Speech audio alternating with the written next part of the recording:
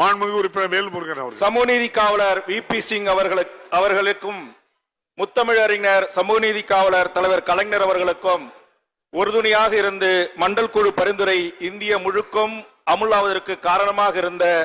தமிழ்நாட்டின் தலைவர்களில் மிக முக்கியமானவர் ஐயா ஆணைமுத்து அவர்கள். அவருடைய நினைவு நாளில் இந்த வாய்ப்பை வழங்கிய தங்களுக்கும் அன்புக்கு முதல்வருக்கும் என்னுடைய நெஞ்சார்ந்த நன்றியை கூறி,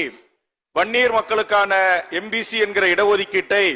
1987 சாலை மறியல் போராட்டத்தின் போது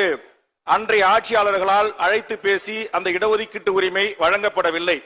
21 உயிர்களை தியாகம் செய்து 1.5 லட்சம் வழக்குகளை சுமந்து இந்த இடஒதுக்கீட்டு உரிமையை பின்பு ஆட்சிக்கு வந்த முத்தமிழறிஞர் தலைவர் கலைஞர் அவர்கள்தான் 108 சாதிகளுக்கும் சேர்த்து 20% இடஒதுக்கீட்டை தந்தார்கள். போராடாமல், வழக்கை சந்திக்காமல், பல்வேறு துன்பத் துயரங்களை ஆளாக்காமல் வன்னியர் தலைவர்களை அழைத்து பேசி அந்த இடஒதுக்கீடு எங்களுக்கு கிடைத்தது. முத்தமிழறிஞர் சமூக நீதி காவலர் தலைவர் கலைஞர் வழிவந்த மாண்புமிகு தமிழ்நாடு முதலமைச்சர் அண்ணன் தளபதி அவர்களும் இன்றைக்கு கடந்த கால ஆட்சியில் இயற்றப்பட்ட சட்டத்தில் இருக்கின்ற உட்பிரிவுகளில் பல்வேறு குளறுபடிகள் இருப்பதாகவும் புள்ளி விவரங்களும் எண்ணிய விவர அறிக்கையும் அதில் இடம்பெறாமல் இருக்கிற காரணத்தினால் மாண்புமிகு தமிழ்நாடு முதலமைச்சர் அவர்கள்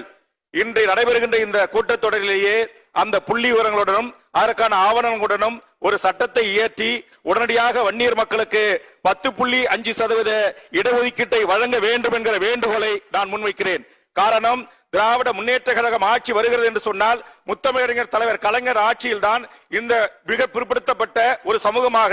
வேளாண் குடி சமூகமாக, விவசாய குடி சமூகமாக, பாட்டாளி குடி சமூகமாக இந்த சமுதாயத்தை சார்ந்தவர்கள் TNPC தலைவராக, சீஃப் செக்ரட்டரியாக, முதலமைச்சரின் செயலாளராக, காவல்துறை DGP-யாக, பல்வேறு பல்கலைக்கழகத்தினுடைய துணை வேந்தராக, வாரிய தலைவராக, இன்றைக்கு திராவிட முன்னேற்ற கழகத்தின் பொதுச் செயலாளராக, மாண்புமிகு அமைச்சர் பெருமக்களாக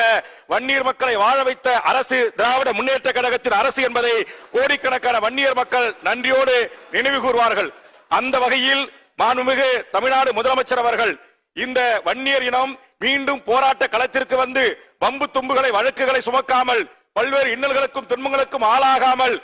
கலைஞர் அவர்கள் எப்படி எங்களை அழைத்து பேசி 25 அமைப்புகள் சங்கங்களுடைய வேண்டுகோளை நிறைவேற்றி தந்து அன்றைய தினத்தின் மூலம் இன்று வரை ஆயிரக்கணக்கான மாணவர்களும் இளைஞர்களும் வேலைவாய்ப்பு உரிமைகளை பெற்று வருகிறோமோ அதுபோல் இந்த 10.5% உயர்நீதிமன்றத்துடைய தீர்ப்பில் இருக்கிற 6 ஷரத்துக்களை நீக்கி மாநில அரசுக்கும் தமிழக முதலமைச்சருக்கும் அந்த வாய்ப்பை வழங்கியிருக்கிறது. ஆதலால் மாண்புமிகு முதலமைச்சர் அவர்களே, நீங்கள் நினைத்தால் ஒரு உத்தரவினூடாகவே இந்த கூட்டத்தொடரிலே வன்னியர்களுக்கான இந்த 10.5% இடஒதுக்கீட்டை தர முடியும். அதை தருவதற்குரிய நடவடிக்கைகளை நீங்கள் எடுக்க வேண்டும் என்று கோடிக்கணக்கான வன்னியர் மக்களின் சார்பாக, வன்னியர் சமுதாய தலைவர்களின் சார்பாக வேண்டுகோளை முன்வை